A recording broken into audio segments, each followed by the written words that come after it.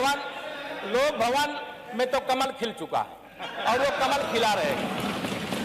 और देखिए माननीय अध्यक्ष जी, साइकिल पंचर हो गई है तो अब पंचर को ठीक कराने की जो आपकी साइकिल है उसको शायद उत्तर प्रदेश जनता ठीक करेगी नहीं। इसलिए मैं लोक भवन में कब बैठूंगा? लोक भवन में हम लोग ये पीडब्ल्यूडी मिनिस्टर रहे, ये भूल गए इनके जिले की मुख्यालय की सड़क किसने बनाई? आपने बनाई? बताइए बताइए। फोर लेन किसने बनाई बताइए? अध्यक्ष जी, मैं आप कृपया करके आपस में डिबेट नहीं करें। कृपया करके नेता प्रतिपक्ष पूर्व मुख्यमंत्री जी को ये बता दीजिए, ये 5 साल सत्ता में नहीं रहे, आगे 5 साल के लिए फिर विदा हो चुके हैं। 2027 में चुनाव आएगा, मैं तो यह मानता हूं कि फिर कमल खिलेगा, फिर आपका अभी कोई भविष्य इस समय नहीं है।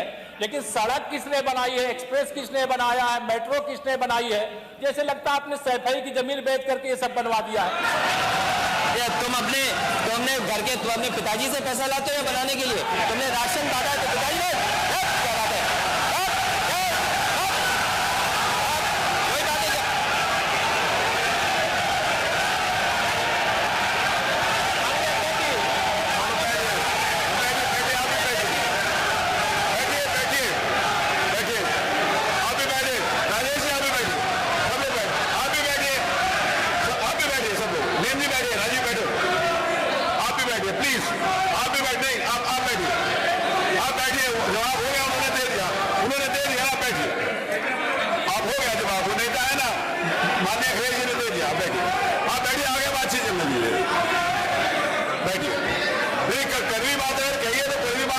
दोनों बात आपने भी कड़वी बात कही, उन्होंने सुनी, उन्होंने कड़वी बात की, आप सुनिए। बैठिए मनीष जी, मनीष सिंह जी बैठिए,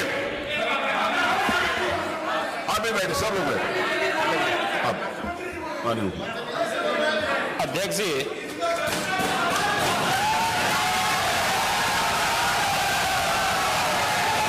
एक घंटे से अधिक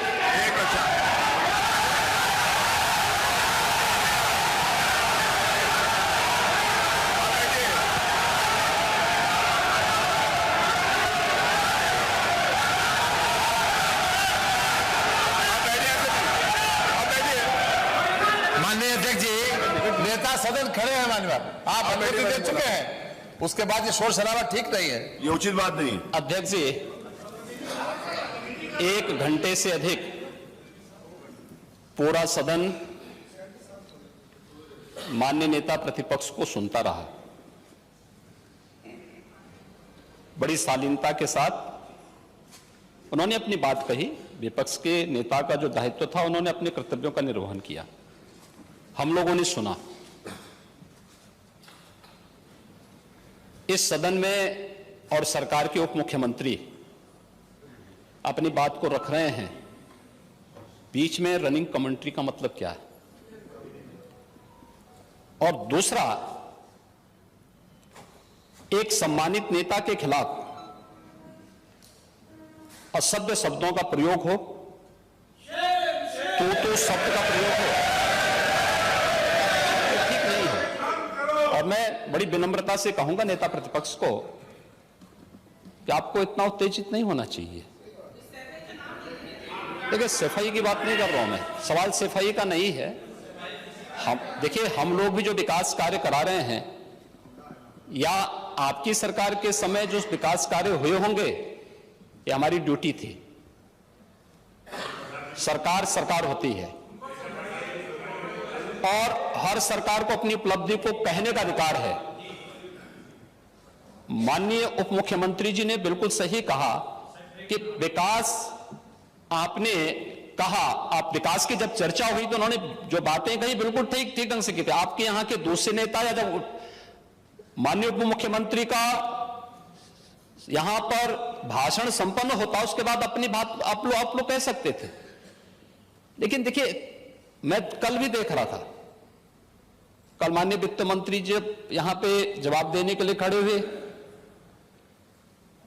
उन पर जिस तरीके की भाषा का प्रयोग उस समय किया गया, आज फिर हम देख रहे हैं।